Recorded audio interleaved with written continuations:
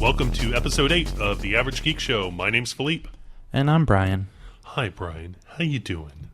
I'm sad. Why are you sad? I don't get to go to Comic-Con this year. Well, we're still kind of going to Comic-Con together. That's true, we are. So as you probably guessed it, this is our Comic-Con pre-show. Bum, ba, ba, ba. So look for music that does that. Sure, why not? All right, so as Philippe said, this is our Comic-Con preview show. Now, there isn't a whole lot out right now about what's going to be going on at Comic-Con. They just released, today is actually June 30th. We record our episodes ahead of time. It's just easier that way. Indeed. So, in this episode, we're going to be talking about what we do know, what we are looking forward to, what we hope is going to be at Comic-Con, and then we're also going to share some of our favorite Comic-Con memories with you. So many good memories. So good.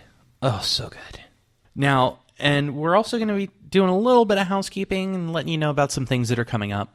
First of all, I am blown away at how good our mouse discussion was. That was an amazing episode, an amazing book. If you didn't hear it, go back and listen to it. It was the episode that comes before this one. That would be episode 7 of The Average Geek Show. And you may have noticed we had a special guest with us on that episode, and that was Klaus. And he's also here tonight, but he's just here to watch. Say hi, Klaus. Hello. It's so good of you to mention me again, Jesus Christ. So, Brian and his multiple personalities again. oh, is that Duncan that just walked in? Hey, it's Duncan. How are you? If you could only see what Brian does when he makes all these expressions. Oh my God. All the voices I all do. the voices. Jesus. So in this episode, we're going to be talking a little bit about what we're looking forward to, something that we're a little aggravated about. And we're not going to be talking about just Comic-Con, because Comic-Con is the reason for the season, but it is not the only thing that's going on. There's a ton of stuff that goes on outside of Comic-Con in downtown San Diego. Yeah. So with that, Philippe, what are you looking forward to for Comic-Con? Oh, God, man. What I'm looking forward to Comic-Con is, I actually forgot how awesome Comic-Con is until I went to WonderCon with my son, Riley. And the really cool thing one of the cool things I really like is just how everybody gets dressed up. There was a lot of Doctor Who there. We saw like little David Tennant wannabes and Matt Smith wannabes, Rose Tyler, Amy Pons there. We even saw some really good Weeping Angels. Oh, nice. Yeah, and they were done so damn well. So that's one of the things I'm looking forward to is just everybody getting up in costume and just having a great time. So what you're talking about is cosplay. Yes. That's a huge component of Comic-Con. We have some of my family members who I like to call the normals. They go, oh, God, Comic-Con's in town. All the freaks are going to be out. And I'm like, they're not freaks. Yeah. They're just passionate about their fandoms. Totally. And I am actually having a costume made for me. Ooh. But it's not going to be for this year's Comic-Con. Right. It is going to be for next year's Comic-Con. Okay. And it is going to be also for something else that's happening next year. Ooh. Do you know what that is? Star Wars Episode 7, baby. I am having a full-on Han Solo costume made. Oh, man. Although I'm going to look like the 40-year-old Han Solo with the beer gut and the bald spot. Peter Griffin. No, not Peter Griffin. No, I'm really looking forward to the new Star Wars movie that's coming out. Yeah. And I saw the layout for Comic-Con today, that they released today. Yeah. There is a huge Lucasfilm booth.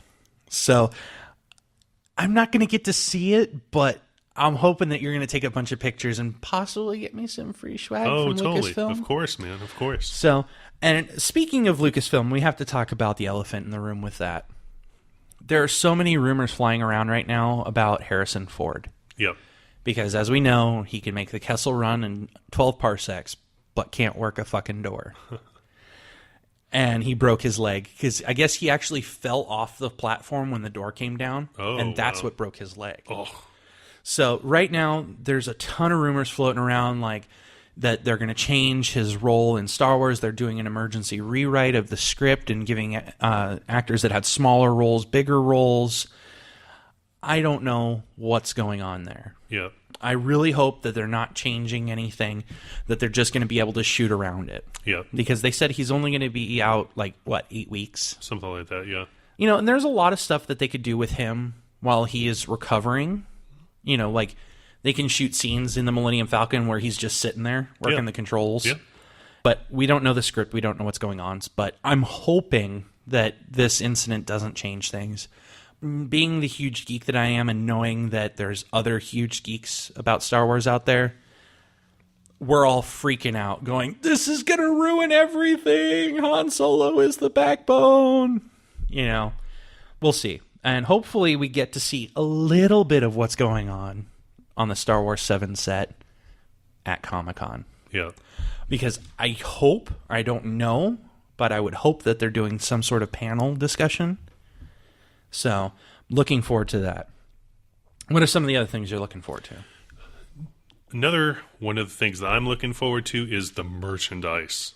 At all these conventions, you have so much access to a lot of artwork from independent artists. Oh, hell yeah. You have comics from independent artists, which I'm really excited about. There's a lot of great artists, a lot of great independent writers out there, and I can't wait to get my hands on that stuff or even check it out. But yeah, another one of the merchandise that I'm really looking forward to that... The pop vinyls? Yeah, I'm really trying to not buy the pop vinyls, but, I sent you that link of the Comic-Con exclusive Ghostbusters. Oh. And I may at least walk away with one of the Peter Venkman and Slimer combos. Yeah, I know you want the whole Ghostbusters. I want the 4-pack with the marshmallow fluff. Yeah, and that'll go great with your... Stay Puft Marshmallow Man yeah, pop that's vinyl. at your desk. So God, I got so into those things, and I actually have 4 or 5 of them now. Okay. It all started with one lonely Boba Fett pop vinyl bauble. Yep. And that turned into having Wait, was to get... that the Boba Fett that you bought when we went to Riley see and I- Godzilla, yeah. Oh my God! So this is pretty recent. Then you've gone into this craze. Yeah, I've always liked them. Yeah. And I've always been like, maybe, and now that I have a better job, I can afford to do more. Yeah. So it's just feeding my addiction at this point. Yeah, the other day, I actually was out buying the original Sin #4 comic and a couple other comics, and I was at the comics and stuff. I was like, hey, Brian, I saw this pop vinyl Deathstroke that you may be interested in. Oh, no. The text message that you sent me was not, hey, that you might be interested in this. It was, which one do you want, the shiny or the matte? And I think my response back to you was, both. And I actually posted that picture on our Twitter site and on our Twitter account, and I said, hey, my co-host can't make a decision. Which one would you prefer? And that post exploded. Oh, yeah. Pop Vinyl actually retweeted that, and that exploded. It was kind of half and half. Some wanted the shiny, some wanted the matte. You know? But in the end, unfortunately, there's... Well, see, here's the only thing I have a problem with these pop vinyl figures. Yeah. And I don't know if it happens at the factory or in shipping. Right. But a lot of times when you go to buy these pop vinyl figures, is they have color bleed on them. Right. Where, the perfect example was the Harley Quinn. She has the white face. Oh, yeah. And then one of her parts of her hat is red and the other part is black. Well, the black has a tendency to bleed down onto the white face. Right. And my whole thing with the pop vinyl characters is I want them pristine. I don't want any color bleed or anything like that. And that's why I ended up not getting the Deathstroke figure. Right. Is because I was like, if there's any color bleed, I don't want it. Right.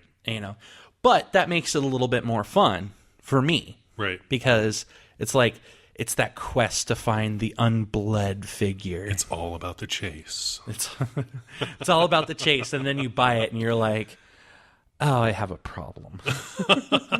Well, I have been really resisting to buy these pop vinyl figures, and when I was at comics and stuff, looking at that Deathstroke figure, thank God my wife was there, because I would have walked away with at least 2 or 3 of the Star Trek ones. I can't promise I'm not going to walk away with anything when it comes to Comic-Con. Because usually at Comic-Con, they have them for really damn good prices. Well, and they also have the exclusives. Like, you can't get them anywhere else but at Comic-Con. Right. So that's going to be really hard. One I just saw today was SpongeBob SquarePants in a Teenage Mutant Ninja Turtle attire. And I think it was Plankton. He was dressed up as Shredder. That's pretty cool. That's not something I would get, but again, that's one of those things where it's Comic-Con exclusive. You can't find it in the stores. Right. And the funny thing with those is it only takes one and you're hooked. And that's what I'm afraid of. That's what I'm afraid of. I'm going to buy like 1 or 2 little Star Trek ones, and then all of a sudden I'll have the entire collection, plus the Ecto one, plus all the fucking Ghostbusters. Well, they're really smart the way they do things, is because when you buy one and you turn the box over, there's like 4 others, and they make a set, and it's just like, it appeals to the OCD in me that goes, I have one, and there's 4 more. I have to have the other 4. Yep. Yeah, with those pop vinyl figures, it really only takes one. But I've been doing good. I bought the Stay Puft Marshmallow Man, and then I was good. I was like, okay, I have these few. There's like 1 or 2 other ones that I want, but I can wait because I haven't seen them without that color bleed. And then you sent me the Comic-Con exclusive. I think maybe I'm a bad influence. You are a little bit, because my habit started with you. Because I was like, I was walking away from the kiosk, and I said the only way I would really buy one right now is if they had the Boba Fett. And I think it was Riley that said, hey, they have a Boba Fett. And you walked over and grabbed it and went, look. And I was just like, is there color bleed? Is the box ruined? Nope. Damn it. Oh, but I truly do love the pop vinyl characters. They are really, really well done. And they just released the Ecto 1 pop vinyl. When you showed me that, I was like, oh, dude. I saw the Batmobile one that you showed me, and that was just fantastic. Shut up and take my money! Right? I felt the same way when you showed me the Ecto 1. Take my money now! Shut up and take my money! Yeah, the pop vinyl characters are just awesome. And they have them for everything. If you have a fandom, they have a pop vinyl for you. Yeah. Except for Doctor Who. That's coming, I've heard. Really? God, I really... Can you imagine the pop vinyl TARDIS? How awesome that would look. Oh, my God, dude. I would seriously buy the entire collection twice. It's just... I would keep one all in boxes, and then I would display the others. But you really have to wonder, are those going to be like Beanie Babies? Where they're going to be like really popular and worth a lot of money, and then all of a sudden it's just going to tank? Yeah, it's really... That's a good point. For me, I want to display these. I don't want to display these in the box. Yeah, I'm not that kind of collector. I'm the kind of collector that wants to take it out and play with it and see what it can do. Yeah. Yeah, I mean, I have a bunch of Final Fantasy X figures that I've had since Final Fantasy X came out. And they are available for purchase, ladies and gentlemen. Yes, they are. And Philippe will even sign them.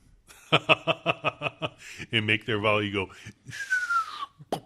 Hey, some dude wrote on this. I know what you're talking about, man. That's the host of the Average Geek Show. That's worth at least $2. But yeah, I mean, these are in their boxes, and they're great. They're in pristine condition. But that's only because I never took them out of the box. I was too lazy to stick them somewhere. Oh, dude, no, that's like the first thing I do. I pick it up and I'm like, oh, when we get home, you are coming out of that box. But yeah, I mean, that's what I'm going to be doing with the pop vinyl. Oh yeah, I have a desk with a shelf at work that's completely empty. You know where my pop vinyl's going. Oh hell yeah, man. That's as a matter of fact. I haven't brought in my Deadpool pop vinyl yet. Oh, I saw that, and I was like, oh shit, does Brian have this one? I better not text him. Yeah, on one of my comic book buying binges, I picked him up. Nice. But yeah, all my pop vinyls, with the exception of Deadpool, are lined up. But Deadpool has a special place right next to my computer at home. And next to his heart, next to his picture with Ryan Reynolds. Oh my god. Do I need to bring Klaus back? What do you mean? He's sitting right there. Oh, I'm sorry, Klaus. Stop looking at me. Stop it. You're a very pretty man, Philippe. Especially with the beard, yeah? But yeah, that's pretty much what I'm looking forward to. Of course, the panels. The panels are usually super freaking crowded, and I'm only going on Sunday. John Barrowman is going to be at Comic-Con. He is there every year. Is he? Because I subscribe to his Facebook page, and he hasn't said anything about it. He talked about Phoenix Comic-Con. He usually only talks about it when he's on his way there. Okay. But I'd be surprised if he wasn't there. Yeah. I mean, I really would. Because he is one of those guys that is just in love with the fans. Yeah. Although, I don't know if there's an Arrow Comic-Con. If there is an Arrow Comic-Con, he will most likely be there. You mean an Arrow panel? Yeah. Duh. Yeah. I'm pretty sure they could get... Arrow's gotten pretty big. I'm pretty sure they could get away with doing an Arrow Con. Yeah. They did an Arrow panel. It was just with Stephen Amell, but they did an Arrow panel at Phoenix Con. Oh, okay. And if I'm not mistaken, I believe he lives in Pasadena or Palm Springs now. Right. And I know John Barrowman went out there. And John Barrowman has a residence in Palm Springs. Right. And usually, I mean, Comic-Con is the biggest convention of all the cons. Oh, yeah. So, I mean, usually that's when you get everybody coming out. Yeah. And it's very unusual for somebody not to go to con. Yeah, I mean, if you Unless, look of course, you're me. Well, if you look at the map that they released today, it's gigantic. Oh, I mean, con is always huge. I mean, I forgot how big it is because I haven't been there in forever. And WonderCon is probably about half the size of Comic-Con. And WonderCon was pretty big. Yeah. So I think my son's going to just be completely blown away. You might have to get one of those, what do you call them, the kid leashes? Because he'll be like, oh, Dad, check this out, and just be gone. Yeah, I have a feeling he's going to get a lot of people wanting to take pictures with him because he's going to dress up as an empty child from Doctor Who. Nice! So I already have his costume. He dressed up as that for Halloween, so we already have his costume and everything. So very nice. It'll be cool. Are you my mummy? Right now, half of our listeners just wet themselves, just like, empty child, run away. So, yeah, that definitely is going to be awesome. I'm so excited to hear what comes out of Comic-Con. Now, obviously, the movie previews. Comic-Con seems to be a giant release party for the first previews of these upcoming blockbuster movies. Yeah. So some of the ones that I'm looking forward to are Batman vs. Superman. Yeah. Avengers Age of Ultron. Hoping that we're going to see something from Star Wars Episode 7. If they have a panel, I think they're going to give a little sneak peek. I don't think it'll be like something fully polished, like a little sneak trailer. I don't know. It'll probably be like a teaser trailer, Yeah. where they cut together a bunch of stuff. like they did with Godzilla, where all they did was kind of show the rubble, and then they showed him. They showed an roar. early cut of. I don't even think that you saw Godzilla. You just heard the roar. Yeah. Oh yeah, the very very first time. That's Yeah. right. Yeah. But just something, because we don't have anything. We have a cast photo. We have that little thing they did for Force for Change. Right. So I'm hoping they just have something, because we haven't seen much of anything Yeah. for the new Star Wars. We don't know much about anything except Han Solo broke his leg. We saw that little bit from Force for Change. And that's it. And that Tom Cruise may have a cameo. Fuck you, that's not happening. That better not fucking That is not happen. happening. That better not fucking happen. If that happens, I hate Tom Cruise so much, I may not even watch Star Wars. because of that. No, I won't. No, you will, because I'll drag you to it. You're like, come on, Philippe. Yeah, I'm really hoping for those. Also, we might get a little sneak peek of the new Ninja Turtles movie. I can see that happening. They'd be stupid not to. Comic-Con is usually, like I said, the giant release party.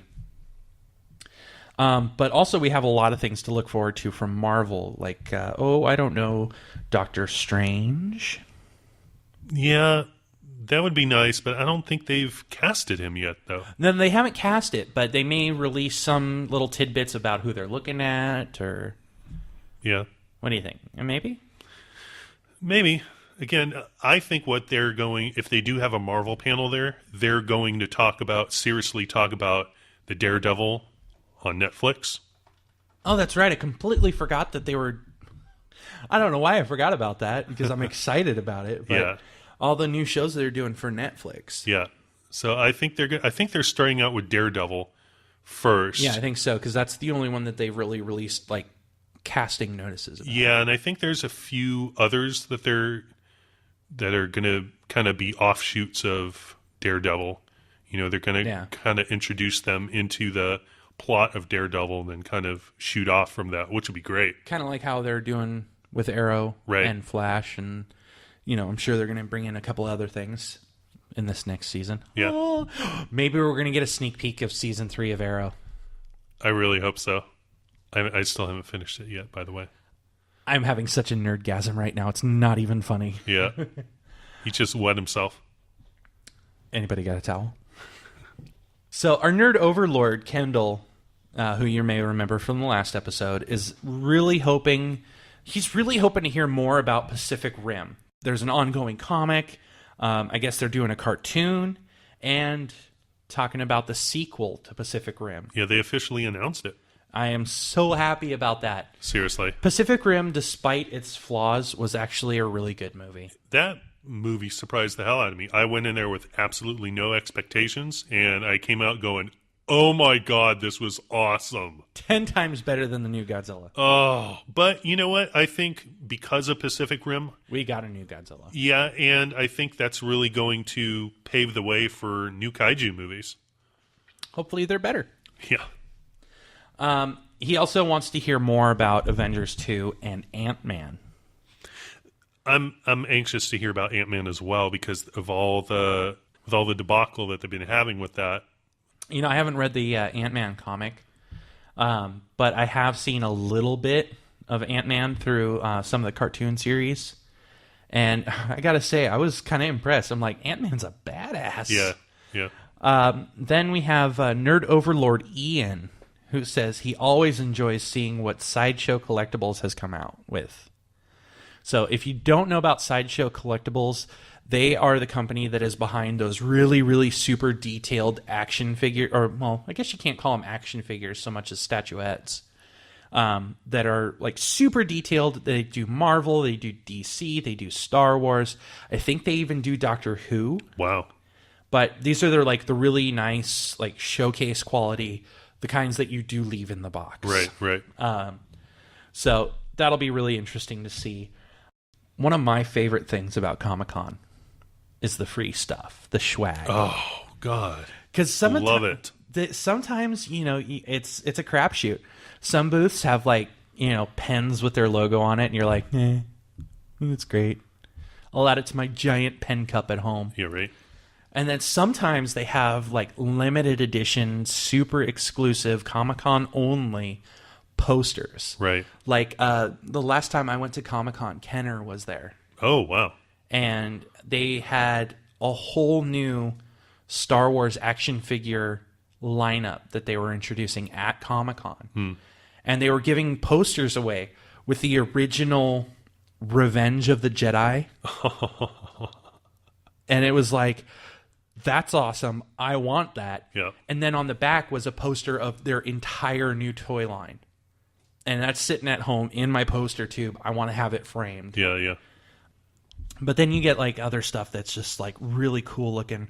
A lot of times game companies are there giving away free like add-on packages. I mean, and let's face it, a lot of people go to Comic-Con just for the free swag. Oh, totally. That's why they give you that giant bag. Yeah, yeah. And what I especially really like is all the comic publishers. They give out free issues of their comics, or like the kind of stuff, the promo issues like they do on Free Comic Book Day.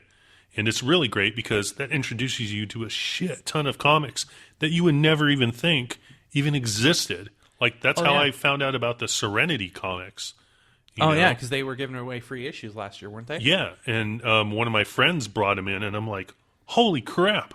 This is a continuation of Serenity? Of Firefly. Firefly? I'm like, what the hell is going on? You know, it was great.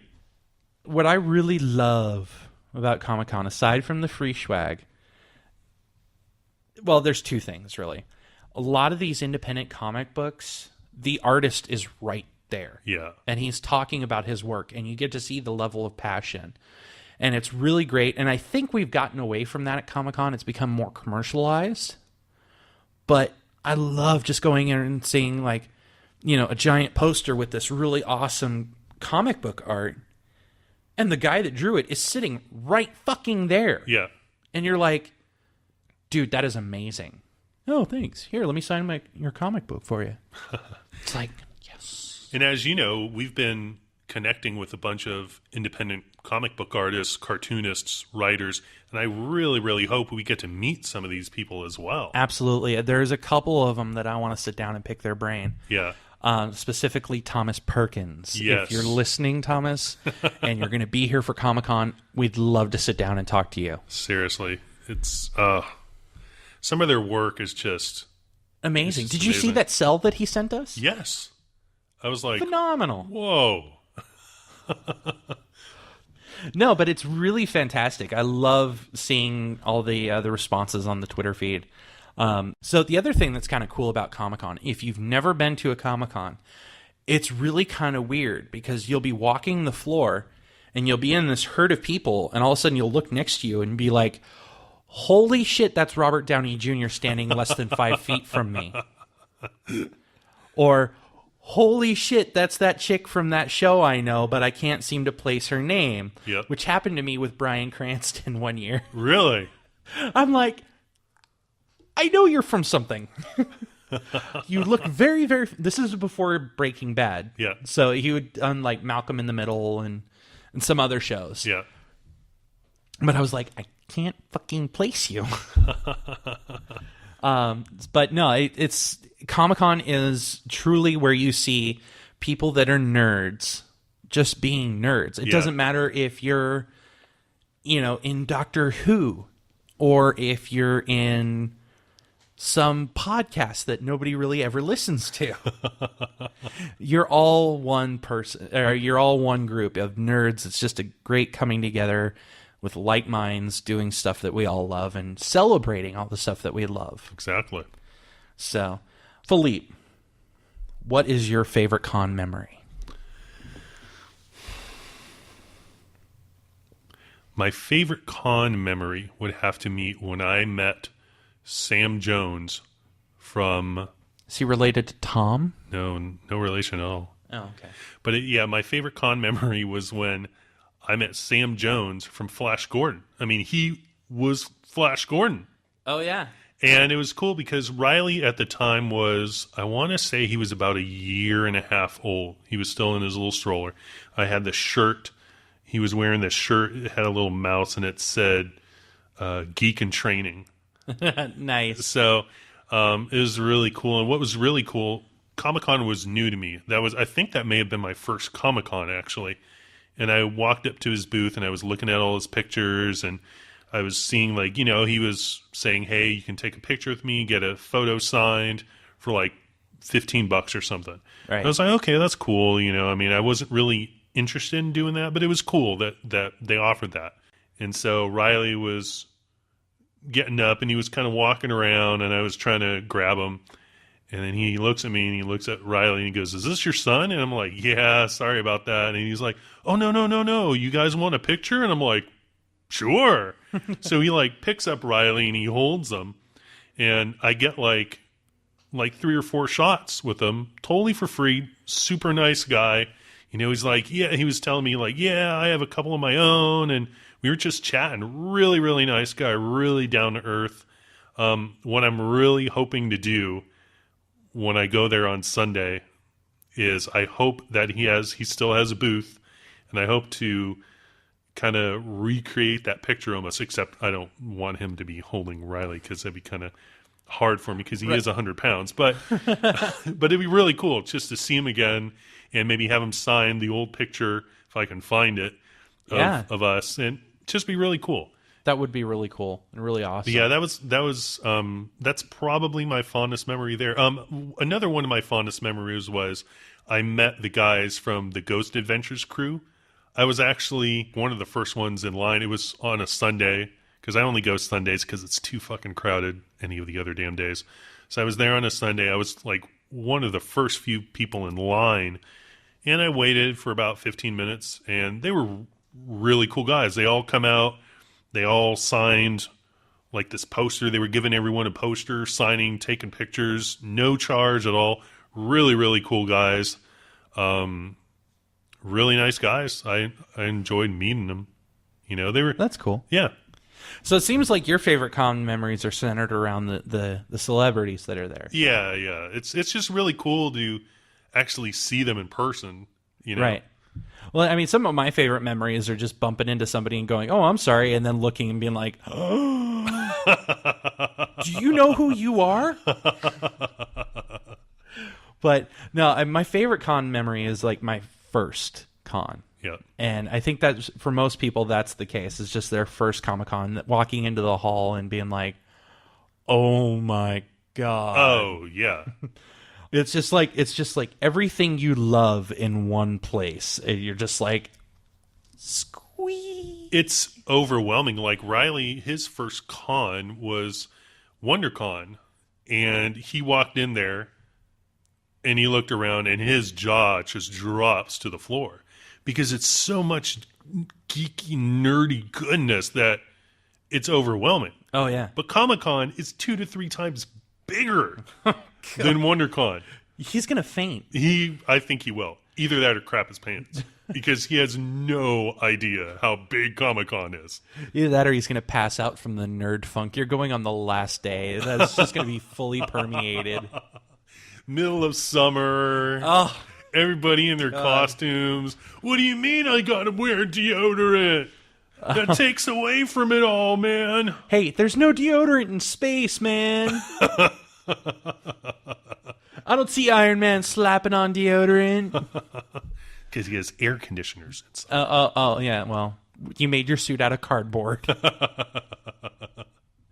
No, but my first memory of con, I went and I was like 10. It was my first con. Yeah. I don't even remember what year it was. But somehow we got free tickets and we went to Comic-Con. This was my stepfather and I. We walk in and all I remember seeing was like the giant 30-foot posters of Batman and Superman. Oh, yeah. And just, because DC had that booth right when you walk in. And it was just like, I remember having a similar reaction to Riley. It's just like, whoa. Yeah. And this is back in the day when Comic-Con was still kind of small, but it was starting to get a little commercialized. Yeah. And I just remember it was about the comics. I mean, you didn't have major movie studios there. It was just, hey, we've got a new line coming out of Batman. Right. And I think it might have been the year they were introducing Frank Miller's Batman. Oh, wow. The Dark Knight. Yeah. But I could be wrong about that. I have to go back and check. I remember I bought my first comic book at Comic-Con. Really? I did. Wow. And I'll never forget. I still have it somewhere, and if I can find it, I'll bring it to you. Yeah. But it was a Simpsons comic. It was Radioactive Man #1. Oh, my God. I read that thing like 4 times, like on the way home. And I was just like, awesome, awesome, awesome, awesome, awesome. How old were you? I was like 10. So, and I got a couple of other comic books, but I mean, that one just really stuck with me as like my plunge into comic books. Yeah. And there's no going back. Yeah, I think at my first Comic-Con with Riley, when he was a year and a half old, the Iron Giant was just coming out, and they had this humongous, I hope it was inflatable, like an inflatable Iron Giant, and it was just sitting outside of Comic-Con, and it was at least 40, 50 feet tall. It was gargantuan, and I remember just looking at it and going, holy crap.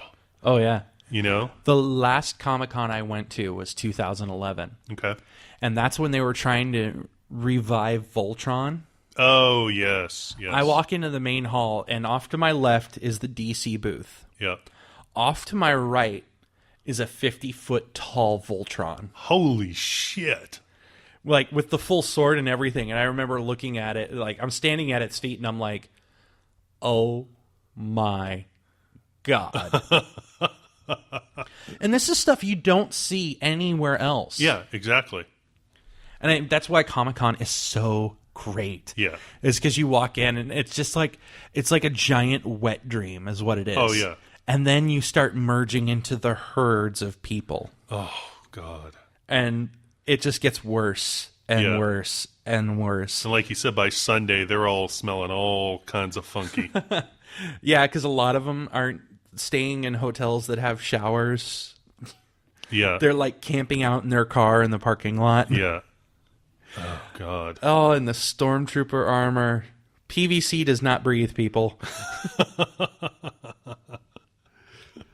It's like you walk up to a stormtrooper. Can I have a hug? Sure. Oh, put your arms down. Oh. No, but Comic-Con is... I mean, there's no other way to explain it. It's like somewhere between heaven and hell. Yeah. It's just...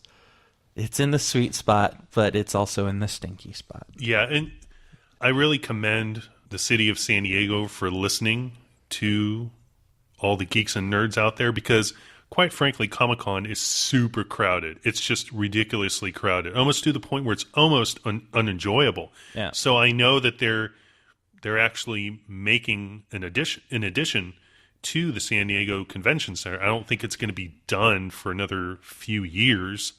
But, I mean, it's going to be good because they're figuring out the ticketing system. Right. And they should have figured this out long ago, but Comic-Con didn't used to be that big. It used to be you could walk right up, buy tickets, and go in. Yeah. But, they're figuring out a way for everybody to have a chance at getting tickets. I think by expanding the convention center, you're going to get a lot more space. Right. And also the city of San Diego and the businesses that surround the convention center have started helping out. Yeah. And that's kind of a nice segue into our next topic. There is so much that goes around outside of Comic-Con. If you're in the area of Comic-Con or you're up in LA, come down just for the stuff that's going on outside of Comic-Con because you don't need to have tickets to get access to that stuff. Right. A lot of times they bring in movie cars. And they'll have them on display outside of Comic-Con. Yeah. It's free. They may charge like $2 to $5 to get in just to look at the cars, but it's worth it. I mean, there's tons of people walking around in costume out there. The bars hold special events. I think last year they were doing drinks themed off of Breaking Bad. Nice. So they were serving them in little beakers, and they were all tinted blue. Nice. But also you have things like Nerd HQ. I don't know if you've ever heard of this. No. They do panels, and it's run by Zachary Levi, who was in Chuck. Okay. He was Chuck. Yeah. And they do these panels where he puts out a call and says, hey, Nathan Fillion, Anthony Tudyk, you guys want to come and be on a panel and do a Firefly panel? Sure, great. We'll do it. And you can get in. But there's an entrance fee to get into that. Right. But here's the great thing. It all goes to charity. Nice. That's awesome. And it actually goes to a specific charity, Operation Smile, which I don't know if you've heard about Operation Smile. They all the money goes to these foreign countries where children have cleft palates. Oh, yes, yes. And the money goes to, I think every $20 equals a child having their cleft palate fixed. Wow. So... And there's a huge celebrity following for this charity, and that's why they do it. I think they've also done Wounded Warriors too.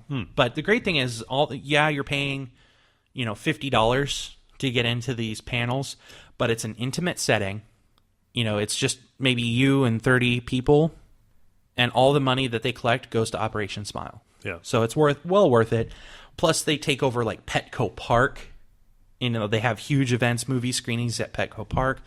I know the Balboa Theater is hosting Wootstock this year, which is the Adam Savage, Will Wheaton, Paul and Storm project. They're doing video games live down at the Viejas concert venue by the Bay. So there's just a ton of stuff that goes on around Comic-Con. All the hotels put up gigantic posters for, the new movie that's coming out or the new video game. Comic-Con is not just at the convention center. It is the entirety of downtown San Diego. Yeah. Now, Philippe, do you want to tell our listeners what we're going to be doing for Comic-Con? Friday and Saturday of Comic-Con, Brian and I are actually going to be walking around outside, just talking to all our nerd overlords out there. Yeah, and we're actually going to be doing something that, I'm really excited about. And we're going to be talking to you guys, the nerd overlords, finding out what you've seen at con, what you're looking forward to seeing at con, and we're going to interview you. And your interviews are going to go up on our next podcast, our Comic-Con wrap-up show. Yeah. So that's going to be hopefully a nice long show because of all the interviews we do. But, and we're also going to be down there. We may or may not be throwing out some T-shirts, maybe. I don't know. Yeah, we'll see what our distributor has. Yeah, we'll see what transpires. But just come down, check us out, see what's going on. We'd love to talk to you. If you see us, we're going to be wearing shirts that say Average Geek Show. Come up and say hi. I'm the good-looking one, by the way. Bullshit. If anyone's the good-looking one, it's the guy with the beer belly and the bald head.